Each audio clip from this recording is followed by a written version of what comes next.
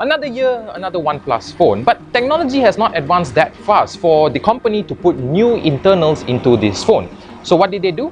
Well, they decided to change the external of the phone, and now it comes with a very nice premium looking design and of course better cameras. So what has OnePlus have in store for us for their new flagship phone? Well, let's find out.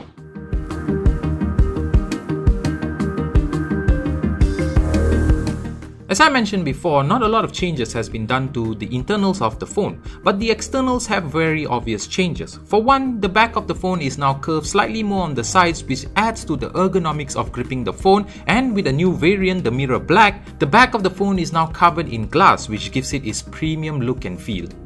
Even the cameras have now taken a new position. In the OnePlus 5T, the cameras were placed in a horizontal position towards the top left of the phone. Now they went for a vertical position at the center of the phone, and the fingerprint sensor from a circle is now a curved rectangle, which finishes the premium look on the back of the phone. On the front is a 6.2-inch optic AMOLED screen, which in my opinion is not as nice as the AMOLED screen on the OnePlus 5 and 5T. Overall, it has nice clarity and colors, but I just feel that the clarity and color was slightly better on the previous phones. Then we come to the top of the phone where they position the notch. It is one of the better notch implementation, as they said that they have tested over 1000 popular apps to ensure that the notch does not get in the way. And during my use, I can safely say that it does not interrupt any apps. But of course, there is the option for you to hide the notch.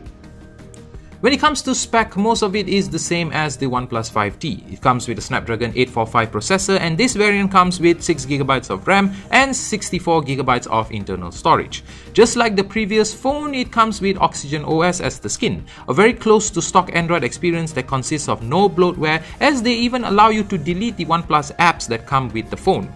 The performance is also the same, if not slightly better than its predecessor. Everything happens with a snap, from navigating the menu to launching up apps.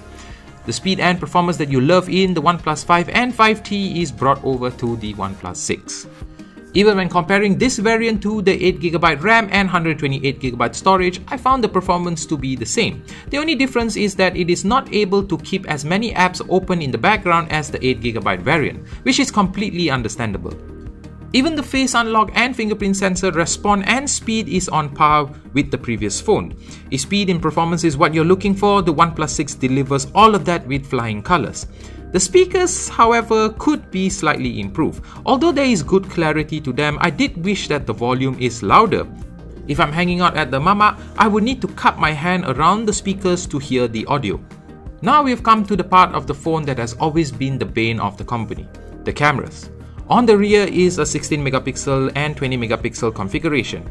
I mentioned in my first impressions video that the camera is a slight step up from the previous phone, and after putting it through some tests, I have concluded that it's definitely an improvement. However, they still have a lot of work to do on these cameras. Color reproduction is better, and details have also been slightly improved compared to the OnePlus 5T, but it is still not on par with the other phones at the same price point.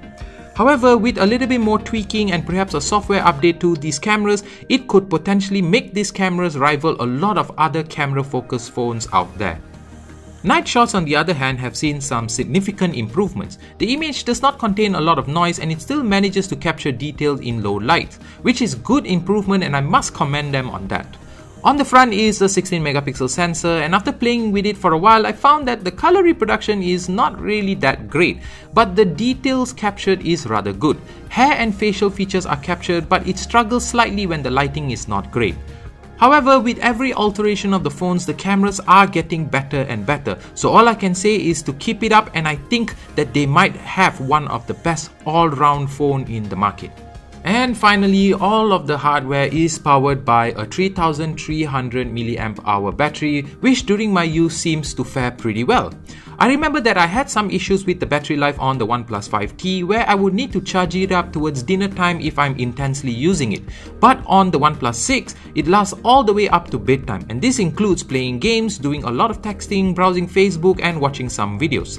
But battery is not really an issue on OnePlus, because there is the Dash Charge, which still maintains its position as the fastest charging technology in the market, getting the phone from 0 to 100% in just over an hour. So guys, there you have it. That is the review of the OnePlus 6 phone. Now, for those of you that are on the OnePlus 5, you can stay on the OnePlus 5, but if you want improved cameras, then the OnePlus 6 is definitely a worthy upgrade for you. However, for those of you that are coming into the OnePlus family, then I definitely recommend that you go with the OnePlus 6 phone.